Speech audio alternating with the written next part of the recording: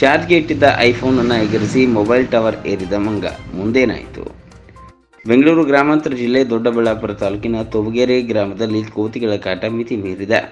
ಮನೆಯಲ್ಲಿ ಚಾರ್ಜ್ಗೆ ಇಟ್ಟಿದ್ದ ಐಫೋನ್ ಅನ್ನು ಮಂಗ ಎಗರಿಸಿದ್ದು ಮೊಬೈಲ್ ಸಮೇತ ಟವರ್ ಏರಿದೆ. ಮಂಗನಿಂದ ಫೋನ್ ಪಡೆಯಲು ಹರಸಾಹಸ ಪಟ್ಟಿದ್ದಾರೆ. ಗ್ರಾಮದಲ್ಲಿ ನಿತ್ಯ ಮನೆಗಳ ಬಳಿಗೆ ಗುಂಪು ಗುಂಪಾಗಿ ಕೋತಿಗಳು ಬರುತ್ತಿವೆ. ಮನೆಯಲ್ಲಿ ಸಿಕ್ಕ ವಸ್ತುಗಳನ್ನು ಹೊತ್ತೊಯ್ದು ಕ್ವಾಟ್ಲೆ ಕೊಡ್ತಿವೆ.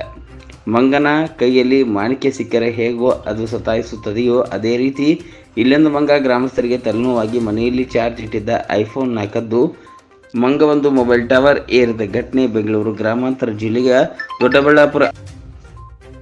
ದೊಡ್ಡಬಳ್ಳಾಪುರ ತಾಲೂಕಿನ ತೊಬಗೇರಿ ಗ್ರಾಮದಲ್ಲಿ ನಡೆದಿದೆ. ಗ್ರಾಮಸ್ಥರು ಸುಮಾರು 3 ಗಂಟೆಗಳ ಕಾಲ ಕೋತಿಯ ಬಳಿ ನಿಂತು ಮೊಬೈಲ್ ಪಡೆಯಲು ಹರಸಾಹಸ ಪಟ್ಟಿದ್ದು, ಹಲವು ಗಂಟೆಗಳ ಬಳಿಕ ಕೋತಿ ಮೊಬೈಲ್ ಕೆಳಗೆ ಬಿಟ್ಟಿದೆ.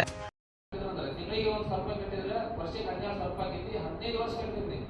15 ವರ್ಷ ಕಟ್ಟಿದ್ರೆ ನೀವು ಕಟ್ಟಿದ್ದು 1,80,000 ಆಗೈತಿ.